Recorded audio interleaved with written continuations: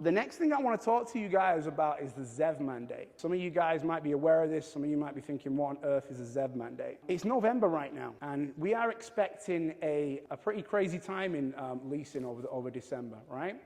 And what I mean by that is this. Again, the cars that we're buying on manufacturers on an annual basis, there's a big push on them.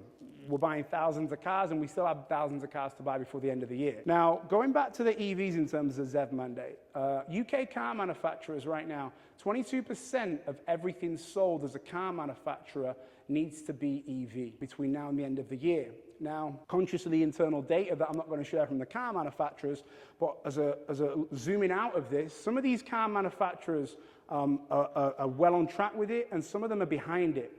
So what that means for the UK market is this. What we're going to see is if you've got a car manufacturer behind on the ZEV mandate that they need to hit before the end of the year, we're going to see some crazy deals, which is going to disrupt other deals, and we're going to disrupt assets that we bought. So it's going to get pretty crazy in the UK market between now and the end of December. If you're a UK manufacturer in the UK and you don't hit the 22%, you could be fined up to £15,000 per car. So you then think, well, what does a manufacturer do? Do they put out cars that lose money, or do they pay the balance? As leasing companies, we're a little bit nervous because we're invested in loads of stock. We are invested in new stock coming out, and it looks great. Today, we look at an asset, we look at a certain batch of cars, we look at a certain batch of vehicles, we put them out. But the nervousness from us is that what's the manufacturer going to do in 2 weeks? If we bought a lot of cars in one thing, and in 2 weeks' time, they come along and they just introduce something, we're left with a large amount of assets. That's what we're thinking in the next kind of 6 weeks or so. But it's something we're dealing with. So there you go. Now, the ZEV mandate is consistently changing the strategies of manufacturers massively. And I think fast forward into out of December next year, I think it goes up to 28%. 2025, 28%. So again, there's already manufacturers in the UK talking about reducing supply of ICE vehicles, which are obviously petrol vehicles. And overall, it just gives a sense of nervousness. We're now sat thinking, well, if we're in a market that the government have introduced this ZEV mandate to get more electric vehicles on the road, it's actually disrupting the economy of the market. We're sat at a point where, well, what do? Do we put a certain amount of percentage of certain cars out, a certain amount of percentage of another car out? That's where we're at. And this is a massive talking point in the UK.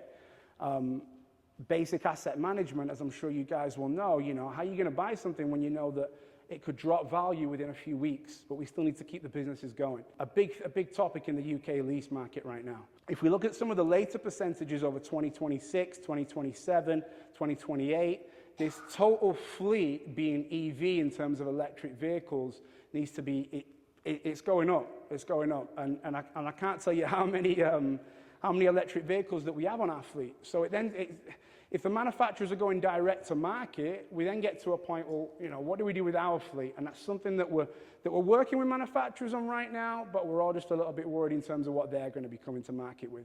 Just in terms of my personal opinion, 28% in 2025, it's going to change the UK market.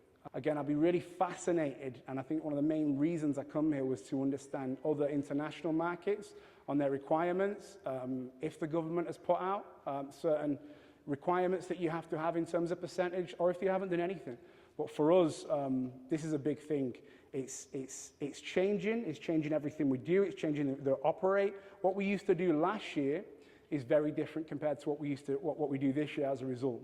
What's happening in the UK with this ZEV mandate? Manufacturers are now lifting discount levels on fleets. So what looks good to us in terms of purchasing, going back to whether it be Chinese or non-Chinese, they're all operating with the same model, is that we might see something on the table today with our buying team that looks phenomenal. That's silly, that's a great deal, let's do that. There's assets that.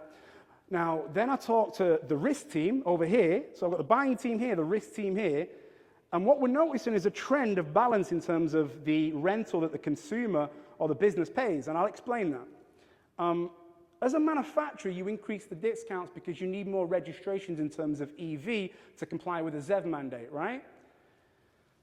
As a leasing company, you're thinking, well, if they're going to lift the discount, in 2-3 years, 800 cars of them are coming back. the EV, so we can't necessarily send them to auction because they're blowing money. So we then need to look at how we do things in terms of second life. So what we do is we alter the residual value that, as leasing companies. What does that do?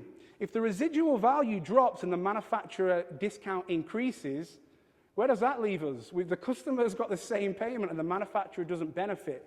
And trends of data recently are showing that's exactly the case. Nothing's changing. Nothing's changing in terms of that percentage. The discounts keep increasing, but the RVs keep dropping. So on these these EV models, everything's staying the same. The ZEV mandate is something that, look, it's, I think 28% as we go over, but based on an EV model, it's working, but there you go.